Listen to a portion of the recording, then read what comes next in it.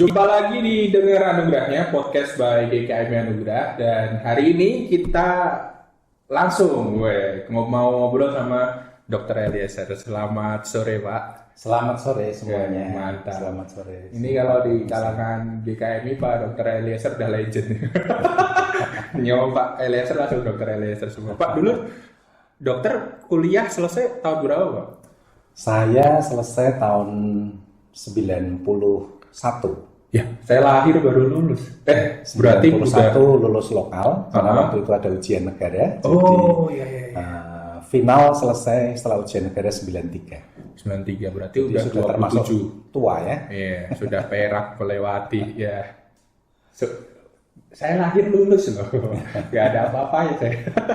Baik, hari ini kita mau ngobrol sama Dr. Eliezer itu karena ini kan memang udah memasuki fase new normal dan ada banyak protokol-protokol kesehatan bagi pemirsa juga yang tahu kita disuruh bawa ini, bawa itu, berjaga ini, berjaga itu. Nah, ini saya mau nanyain langsung nih sama Pak Eliezer. Tapi sebelumnya kita mau nonton video dulu tentang bagaimana kita mempersiapkan diri untuk kalau kita ke gereja nanti. Kita nonton dulu ya, Pak ya. Oke. Mari kita saksikan.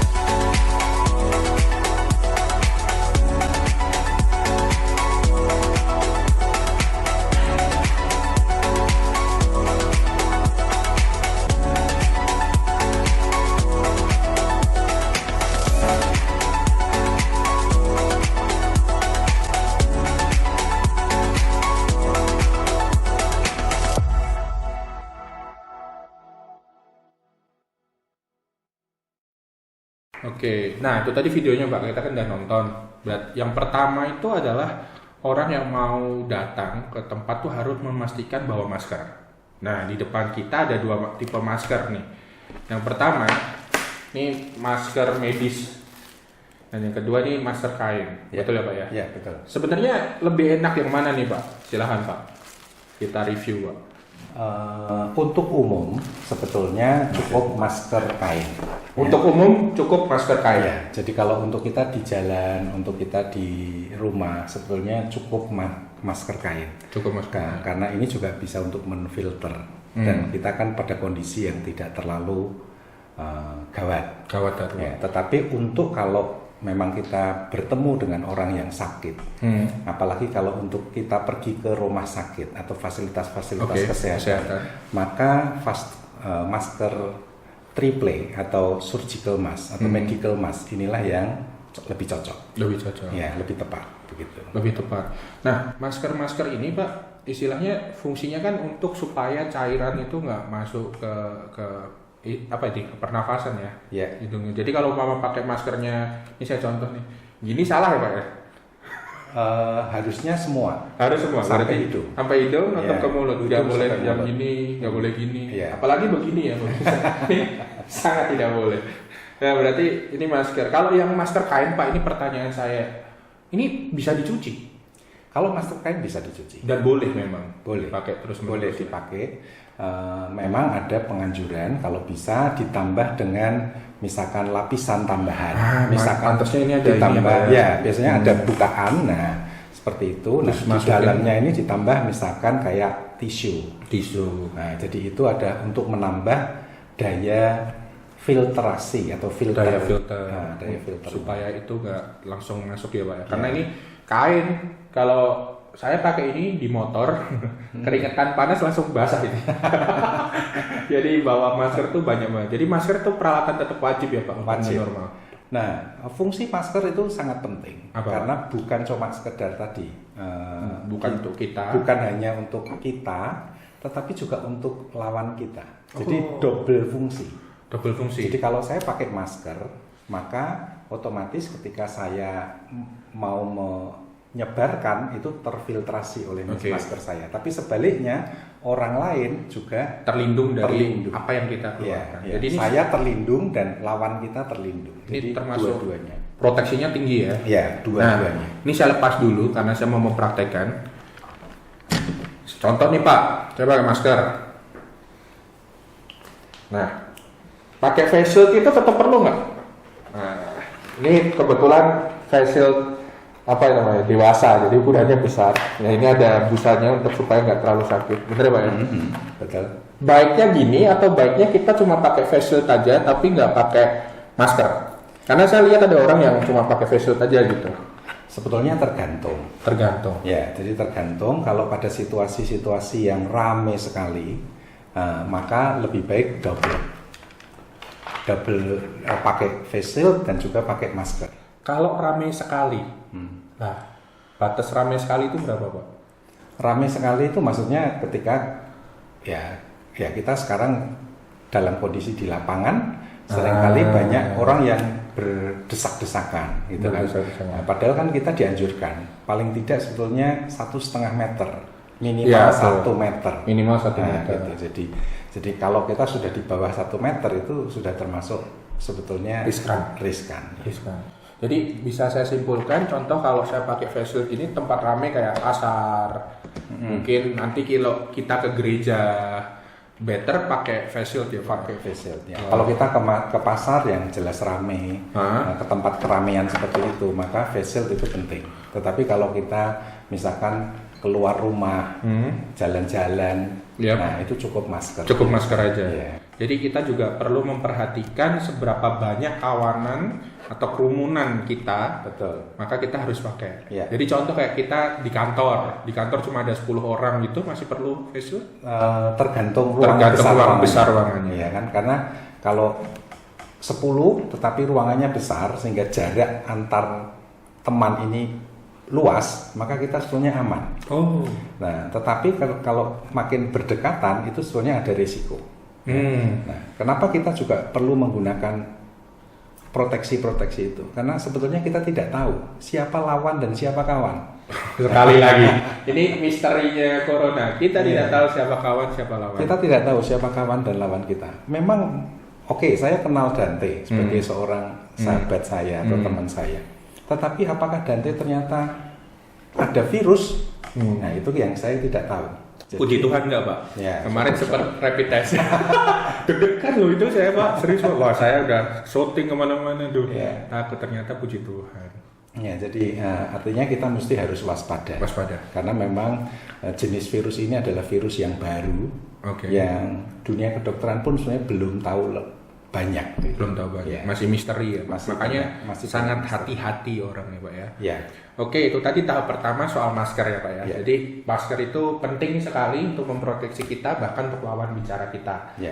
Kemudian ini yang sudah saya pinggirkan, ini face shield untuk kita penting di kerumunan istilahnya, tergantung kebanyaknya dan apa. Ini perlu dilihat. Gak perlu bobok pakai face shield, tidak perlu dong. Nanti malah susah. Ya, jadi di rumah juga tidak perlu. Di rumah juga tidak perlu. Tidak perlu. Baik, ini face shield. Kemudian Pak, tadi kita di video kita lihat ada ini adegan termogan. Nah, ini tuh berapa sih Pak yang bisa masuk dan berapa yang tidak bisa masuk? Derajatnya maksud saya. Jadi termogan ini sebetulnya hanya fungsinya untuk mengecek suhu tubuh. Mengecek suhu tubuh. Screening awal untuk suhu tubuh. Pada pasien-pasien yang atau pada orang yang dicek dan ternyata suhu tubuhnya 37,5, 37,5, nah, itu berarti waspada. Merah. Itu nggak boleh ya? Nggak boleh. Langsung. Jadi kalau ada misalkan kita di gereja atau di kantor kemudian ada 37,5, maka sebaiknya pulang. Sebaiknya pulang. Ya, atau bukan sebaiknya ya, harus pulang gitu. Karena bahaya. Tidak boleh masuk. Ya. Oke. Nah, jadi kalau di bawah itu maka kita masih boleh. Masih boleh. Cara pakai gimana Pak? Coba Pak. Ke saya Pak. Ya, jadi kita aktifkan dulu. Klik, nah, maka akan muncul warna dan setelah itu kita tembak ke dahi dengan jarak kira-kira antara 10-15 cm. Siap. Nah, sampai bunyi angka tit gitu. Nah, ini akan keluar 36,3. Berarti aman ya Pak? Aman. Tapi kalau 37,5 saya sebaiknya tidak ikut. Ya, tidak memaksakan diri. Ya, kalau 37,5 berarti tidak boleh masuk. Begitu. Jadi berarti perlu kesadaran diri tingkat tinggi dong Pak ya? Dari rumah pun kalau kita mau berangkat, kalau saya nggak sehat, mending saya di rumah. Ya, betul. Jadi setiap jemaat itu juga sebaiknya masing-masing mawas diri, tahu diri. Siap. Artinya kalau kita sendiri merasa badan kita nggak enak, meriang atau panas gitu, maka sebaiknya ya jangan memaksakan diri untuk pergi gitu. Karena itu akan berisiko untuk diri kita, berisiko untuk orang lain. Siap. Oh ya Pak, sama ini mau nanya, termogan itu kalau kita nembaknya di luar ruangan sama dalam ruangan ngefek gak Pak? Sama contohnya gini, saya kan pemotor, panas dong Jakarta. Suhu tubuh saya jadi ikut terpengaruh nggak di termogan? Kan bisa aja nanti salah paham gitu Pak, cuma titit gitu, maaf, padahal kan masih gitu. Nah, ada pengaruhnya kalau kita kena AC atau mungkin kita habis panasan di luar, tetapi perubahan suhunya pasti tidak akan terlalu besar. Oke. Jadi kalau misalkan tadi 36,3, mungkin akan naik jadi 36,6, 36,7. Jadi cuma setengah derajat aja. Ya, kira-kira seperti itu. Atau kalau misalkan kena dingin, mungkin jadi turun jadi 36,0, mungkin 35,9 seperti itu. Tapi tidak akan sampai menjadi 37,5 atau 38 kayak begitu. Nah, ya kayak tambah 2 derajat gitu nggak mungkin ya. Mungkin, ya. Karena itu panas itu harus dari dalam. Cukup akurat ya berarti ini. Lumayan akurat. Kalau yang harganya saya sih tahu sih harganya ini kan sekitar 500 ke atas gitu. Ya. Tapi kalau ada yang jual di bawah 500 itu Bapak yakin asli nggak? Saya deg-degan loh, soalnya di Instagram sendiri kalau pemirsa juga tahu, anak-anak muda kan banyak kan yang dibuka, ternyata di dalamnya palsu, nggak ada apa-apa gitu. Itu gimana Pak? Saya sih tidak bisa mengatakan bahwa itu ini jelek ini. Cuma artinya secara umum mungkin memang kalau melihat di harga di pasaran mungkin berkisar antara 500.000 ya. Atau mungkin sampai ya 900.000 atau apa itu. Sejuta bisa Pak? Sejuta mungkin masih tergantung mereknya juga ya. Merek. Saat ini ya. Itu kan sudah jauh lebih turun. Iya, awal-awal kan bisa 2 juta, 3 juta. Iya, betul. Kayak laptop itu. Pak, ini ngomongin soal kalau di gereja kan ada petugas. Kita harus menyiapkan petugas untuk pengecek suhu. Petugas pengecek suhunya itu ada yang pakai sarannya Bapak pakai face shield, pakai masker, sarung tangan medis gitu perlu atau hanya sebenarnya nggak terlalu perlu harus sampai seperti itu? Paling ideal pakai. Paling ideal adalah pakai sarung tangan, pakai masker dan pakai face shield. Oke. Karena itu adalah garda terdepan untuk masuk ke dalam sebuah gedung. Jadi dia yang harus kita bekali supaya dia juga aman. Oke. Jadi itu paling nggak perlindungannya untuk yang bertugas. Perlindungan untuk yang bertugas. Baik. Tapi sekali lagi, masker itu double fungsi. Masker ya kan? Kita dan orang lain. Melindungi kita, tetapi juga mencegah menulari orang lain. Siap. Juga mungkin kalau saudara yang nonton ini dari gereja lain atau apa mungkin perlu mempersiapkan waktu karena screening ini kan butuh waktu ya Pak ya. Jadi istilahnya jangan mepet-mepet, jangan sampai antriannya panjang kayak tadi di iklan yang kami bikin tuh ada jarak 1,5 meteran lah dari iklan. Harus ada jarak antara satu jemaat dengan jemaat lainnya. Berarti datanglah lebih awal untuk screening supaya lebih tenang seperti itu. Kalau gerejanya sudah mulai dibuka. Betul. Karena beda-beda gereja yang jalur hijau sudah boleh dibuka, yang masih jalur tanda tanya. Perlu waspada. Ya, kalau untuk yang green zone ya, zona hijau, memang pemerintah sudah mengizinkan. Tetapi kalau yang zona merah, mungkin memang harus hati-hati. Tetapi tetap kalau bagi saya, kita mesti harus waspada. Karena kasus COVID itu masih tinggi. Ya, kasus COVID masih tinggi. Kita di Jakarta, kasus COVID itu sekarang 1000, di Indonesia sekarang kasusnya 1000 lebih. Per hari? Penambahannya. 1000, 1100, hampir 1200 gitu. Nah, jadi penambahannya itu masih belum menurun.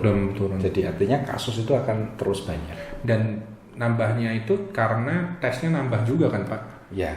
Di 2 kali lipat dari yang awal-awal. Ya, pasti itu dipengaruhi dengan jumlah tes yang banyak menyebabkan hasilnya akan kelihatan lebih baik. Tapi itu akan lebih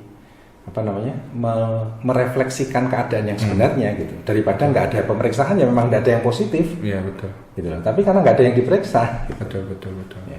Ini satu-satunya hasil negatif yang perlu disyukuri. Tesnya negatif ya amin gitu. Padahal nyari hasil positif semua.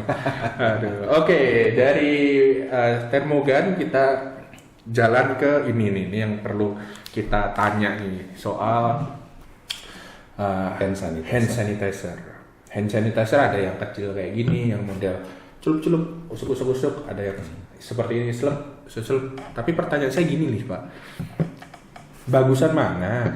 Hand sanitizer atau cuci tangan pakai sabun? Kalau kita di rumah atau ada tempat yang untuk cuci tangan, kalau saya tetap menganjurkan cuci tangan pakai sabun. Kalau di rumah dan kalau ada tempatnya atau di ruangan-ruangan, misalkan di kantor. Ya di gereja kita ada, maka lebih baik cuci tangan pakai sabun. Itu yang paling baik. Nah, hand sanitizer dipakai untuk apa? Ketika kita ada di luar rumah. Ketika kita misalkan sedang naik motor di tengah jalan, atau kita naik mobil atau di angkutan umum, di bis misalkan. Nah, nggak bisa cuci tangan di sana. Jadi apa yang harus kita lakukan? Pakailah hand sanitizer. Gitu. Jadi kalau nggak ada tempat cuci tangan ini bisa opsi. Ya.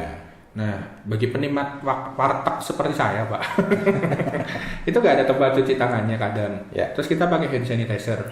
Maaf nih ada gorengan enak nih bawa. Saya comot nih, tapi saya habis dari hand sanitizer, bahaya nggak sih Pak? Untuk virusnya nggak bahaya. Untuk kita karena virusnya udah mati kan? Virusnya mati. Kan? Hanya karena bahannya ini kan bahan kimia menempel di makanan, itu mungkin juga ada resikonya gitu. Jadi sebaiknya kalau kayak begitu, menurut saya lebih baik pakailah sendok atau garpu atau tisu gitu. Bener sih Pak, ini orang-orang kayak saya yang dulu jarang cuci tangan jadi berubah banget loh. Dulu tuh kalau minum ada esnya, terus ini berembun tuh saya buat cuci tangan kadang. Aduh, tapi tangannya di embunnya gitu ya. Itu bukan cuci tangan, membasahi tangan. Aduh. Tapi ini corona ada positifnya yaitu kita berubah banget Pak, jadi lebih inilah bersih gitu. Kebersihan diri kita menjadi lebih baik. Dan ini perlu ya Pak disediakan bagi tempat-tempat juga perlu disediakan kayak gereja gitu juga. Boleh. Kalau misalkan jemaatnya datang beramai-ramai, mungkin wastafel gereja nggak cukup. Ngantri gitu kan. Nah, ini salah satu alternatif. Alternatif. Ya. Kalau saya juga misalkan di mobil atau kalau saya pergi kemana begitu, saya juga tetap bawa. Karena satu ketika mungkin saya habis megang sesuatu dan saya perlu secure, maka saya akan pakai hand sanitizer. Baik, mantap. Berarti fungsinya hand sanitizer itu seperti itu. Namanya hand buat hand ya, jangan buat muka. Baik, kita beralih nih hand sanitizer ke tisu Pak. Saya mau nanya ini, soalnya ada yang ngomong tisu basah itu perlu dibawa gitu. Sebenarnya penting apa sih Pak tisu basah itu dibawa? Apakah tadi hand sanitizer nggak ada, cuci tangan nggak ada, saya pakai tisu basah? Setahu saya sebetulnya tisu basah itu hanya untuk membersihkan tangan. Karena dia bahannya, apalagi yang tisu baby, itu bahannya adalah memang air. Dasarnya aqua ya aqua. Air. Air. Jadi dia tidak ada fungsi desinfektan. Nggak ada fungsi desinfektan. Ya, artinya kalau kondisi normal boleh pakai tisu basah karena itu untuk membasahin tangan, membersihkan tangan dalam kondisi tangan kita kotor tapi bukan karena virus gitu ya. Nah, ketika ini kotor karena virus, maka memang sebaiknya hand sanitizer. Begitu. Jadi ini opsi bisa, tapi virus tidak hilang gitu ya Pak ya? Ini kan sama seperti cuci tangan tanpa sabun. Cuci tangan pakai air tapi tanpa sabun. Oke. Berarti memang better hand sanitizer ya? Hand sanitizer. Boleh. Hand sanitizer, terus kemudian pakai tisu basah, terus nyomot gorengan. Balik lagi desa. Siap. Saya kayaknya perlu bawa ini. Ini sebenarnya semua peralatan ini tadi Bapak Ibu atau saudara yang nonton ini ada di tas saya. Jadi saya sekarang segitunya. Dulu nggak pernah tuh kayak gitu. Sekarang segitunya. Oke. Pola hidup sehat harus berubah. Nah, ini memang nggak ada di video Pak. Coba saya kasih tahu Bapak tahu ini nggak? Kayak kunci ya. Kayak kunci ya. Nah, ini saya dikasih pacar saya. Katanya Pak, Bang ini kalau buat kemana-mana biar gak nyentuh. Kayak lift, ini bisa nih. Gitu. Okay. Kalau mall kan pakai ini. Yeah. Nah ini buat gagang pintu, ceklek. Katanya buat ATM juga bisa. Kayak gitu Pak. Istilahnya ini buat plastik di pasar kalau memang nggak apa tinggal gini gitu. Tapi mesti harus hati-hati juga. Karena ini ketika habis nempel itu tadi lift atau kemana tidak dibersihkan, ada kemungkinan something nempel di sini, malah jadi bahaya. Jadi memang perlu dibersihkan lagi ya Pak ya. Ya, jadi setelah dipakai tadi untuk mutul tadi, maka ini juga harus dibersihkan. Siap. Nah, makanya sebetulnya salah satu anjuran yang sederhana bisa juga adalah menggunakan siku. Jadi menggunakan siku belakang itu untuk buka pintu, mendorong pintu pakai bahu, karena ketika membuka menggunakan siku tidak mungkin siku ini sampai ke mulut. Iya, nggak mungkin. Aduh gatel, kayak kucing dari sini. Ya, kalau kita pakai tangan, habis itu tiba-tiba kita gatel atau apa begitu. Tapi kalau siku maka tidak mungkin bisa sampai mulut. Betul. Atau juga bisa. Kalau saya lupa gitu nutul pakai ini kan masih bisa. Ini kan nggak buat garuk juga kan istilahnya. Sesuatu yang jarang. Betul. Nah, tapi habis itu sebaiknya tetap tadi cuci tangan. Wah, ini mau cuci tangan jadi penting banget. Cuci tangan pakai sabun. Cuci tangan pakai sabun, bukan cuci tangan meninggalkan tanggung jawab. Baik, ini itu sudah. Tadi dimasuk ke adegan ke gereja Pak. Ya. Duduknya berjarak. Terus kemudian persembahan masukkan sendiri, nggak yang persembahan muter itu, biar tidak mengurangi sentuhan. Kemudian juga petugasnya yang nyanyi pakai masker atau face shield gitu. Perlu Pak sampai segitunya Pak? Kalau untuk duduk berjarak perlu. Ya, jadi apalagi memang salah satu sekarang ini problem ketika di gereja. Kalau di kantor tuh kita diem aja. Itu pun perlu berjarak 1 meter sampai 1,5 meter. Di gereja kita nyanyi. Nah, jadi nyanyi itu mengeluarkan droplet gitu ya. Nah, ini tentu semakin kenceng kita nyanyi, semakin jauh dropletnya. Nah, semprotannya. Makanya itu perlu masker dipakai terus. Jarak, kemudian masker ya boleh dipakai, sebaiknya dipakai. Okay. Nah, untuk memberikan persembahan, memberikan persembahan memang dianjurkan juga memberikan sendiri, jangan diedarkan, karena kalau diedarkan nanti itu juga tersentuh dari satu orang pindah ke orang yang lain. Jadi kalau memberi persembahan dimasukkan ke kotak maka itu akan lebih baik. Ya. Nah, bagaimana untuk pembicara,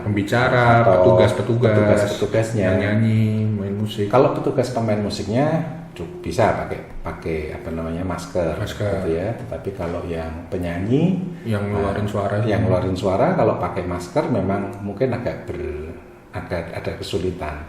Jadi mungkin bisa juga tanpa masker tetapi menggunakan face shield.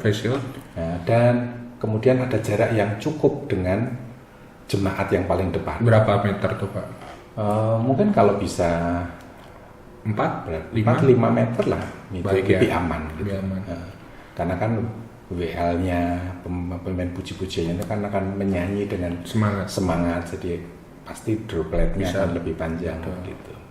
Oke, berarti di dalam gereja pun kita juga tetap harus tadi ya memproteksi diri dengan seperti itu. Wah, cukup ini ya, cukup berubah sekali ya Pak ya. Kita memang harus menyesuaikan dengan situasi sekarang ini. Dan tadi juga yang ada di dalam rekaman, yang saya masih mikir sampai sekarang itu kadang tuh kesungkanan kita untuk mau salaman ya.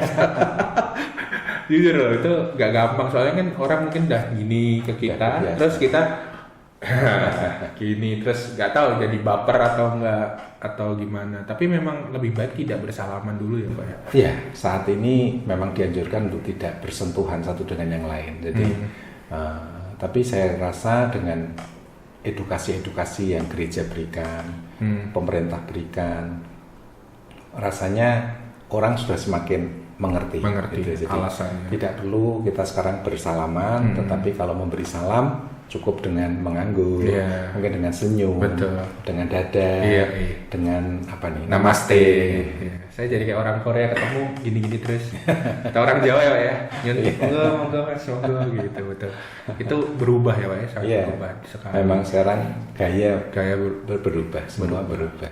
Terus kita masuk ke ending video, tadi ada yang ngambil uang persembahan pun juga pakai face shield, masker, sarung tangan, supaya karena kan itu juga potensi ya Pak ya, untuk jaga-jaga. Kemudian dikasih disinfektan juga setelah selesai. Itu udah cukup Pak?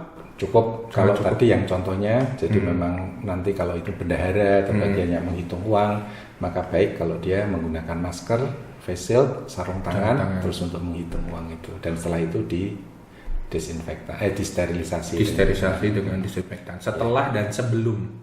Boleh ya.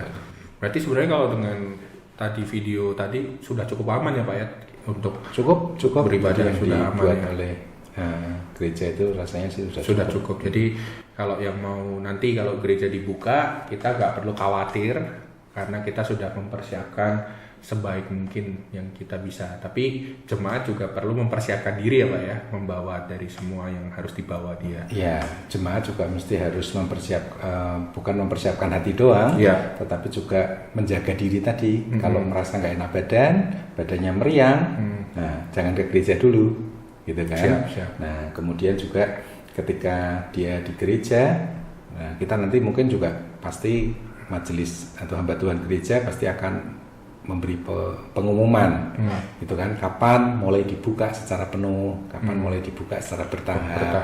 Nah, karena memang mesti harus dilihat dengan situasi dan kondisi penyebaran COVID. Tepat gitu. Tepat. Yeah. Baik Pak, wah ini beda banget ya, new normal banget dari yang gereja yang sebelumnya sampai sekarang. Menurut Bapak apa yang perlu disiapkan jemaat di dalam keadaan new normal ini Pak dalam bergereja gitu, selain tadi mempersiapkan barang-barang, hati, ada lagi nggak Pak masukan Bapak? Semua jemaat menurut saya mesti harus memang menyadari sekarang eranya baru, makanya disebut new normal itu atau tatanan baru.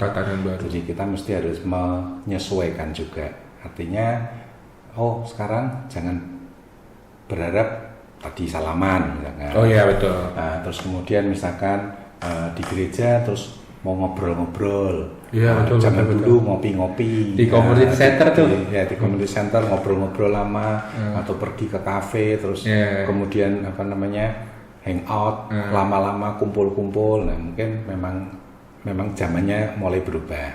Jadi kita mesti harus itu. Jadi jangan mudah tersinggung. Betul. Kemudian kita juga harus memahami karena ini orang juga mungkin takut. Betul. Kan? Jadi artinya jangan kita baper lah. Gitu. Ya betul. Tersinggungannya perlu kita tahu bahwa jangan baper. Betul sih Pak. Karena salah satu gereja kan orang rindu untuk ketemu teman, untuk apalagi setelah berbulan-bulan nggak ketemu. Sekarang dengan new normal mesti berbeda gitu. Jadi artinya kita mungkin kebaktian ya artinya memusatkan hati untuk bertemu Tuhan. Nah, ketika selesai mungkin kita ya say hello secukupnya gitu. Betul. Secukupnya, setelah itu ya pulang dulu gitu. Nah, sampai nanti memang kita mesti harus menunggu sampai kapan waktunya. Mungkin apakah sampai vaksin ditemukan, ataukah sampai ada obat untuk ini, ataukah kondisi sudah betul-betul bagus. Nah, berarti mungkin kebiasaan yang lama itu bisa diinikan kembali. Tapi kalau saat ini dengan situasi yang belum jelas, maka kita tidak bisa berharap seperti dulu lagi. Ya, betul. Dan bahkan ada satu hal yang mungkin jemaat perlu pahami di anjuran PGI maupun pemerintah, durasi ibadah dipersingkat. Betul. Ya Pak ya? Ya, waktu ibadah jangan terlalu panjang. Betul. Kemudian juga antar ibadah mesti harus ada desinfeksi untuk ruangan, begitu kan? Jadi kalau bau-bau sedikit ya mohon dipahami karena durasinya cukup. Termasuk juga mungkin jenis gerakan atau jenis lagu. Artinya betul tuh, Pak. Semakin semangat. Memang anak-anak muda mungkin senang yang semangat ya. Tetapi semakin semangat otomatis berarti jangkauan droplet itu akan semakin jauh. Dan nggak bisa, WL sudah tidak bisa gini. Mari kita berjabat tangan dengan sebelah kanan, sebelah kiri. Atau bergandengan tangan. Lagunya nggak bisa lagi tuh. Bergandengan tangan. Udah itu lagu direvisi tuh. Ya cukup tidak mudah. Ya, tapi ya keadaannya seperti ini, betul. Tapi semangat kita untuk bersekutu nggak boleh turun. Tidak boleh. Tetap harus menyala-nyala. Tetap punya hati untuk menyembah Tuhan. Ya. Mungkin memang menyembah Tuhannya lebih banyak di rumah atau apa. Nah, satu lagi juga dengan menghadapi new normal ini, maka kita mesti harus waspada. Oke. Ya. Apa tuh Pak? Menurut saya kita jangan euforia. Betul. Nah, karena sekarang ini ketika PSBB dilonggarkan, langsung semua pada CFD. Pergi ke jalan rame-rame, itu berbahaya. Betul. Mall dibuka atau tempat rekreasi dibuka. Nah, kita merasa bahwa ini semua sudah aman. Itu tetap berbahaya. Menurut saya kita mesti harus menguasai diri. Jangan terlalu euforia untuk langsung mau keluar. Betul. Terus kumpul gitu. Karena tadi sekali lagi kita tidak tahu siapa lawan kita, siapa kawan kita. Betul. Gitu. Setuju Pak, saya setuju. Kita penguasaan diri penting banget. Bahkan yang saya gimana ya, ini berita duka tapi juga euforia tadi. Ada berita bahwa kan orang euforia pada naik sepeda ini supaya ketahanan tubuh naik, malah meninggal karena saking capeknya. Jadi kita perlu menguasai juga, kita tahu tubuh kita batasnya dan lain sebagainya. Ya, olahraga juga secukupnya, jangan terlalu berlebihan. Betul. Kemudian juga tetap menurut saya jaga jarak itu ada, gitu kan. Ya, tapi karena kita nggak tahu orang yang berolahraga teman kita itu mungkin dia di dalam tubuhnya ada virus. Betul, bisa. Dia sebagai, juga kan? Dia sebagai OTG, kita nggak tahu gitu. Nah, jadi makanya kita jangan euforia terlebih dahulu.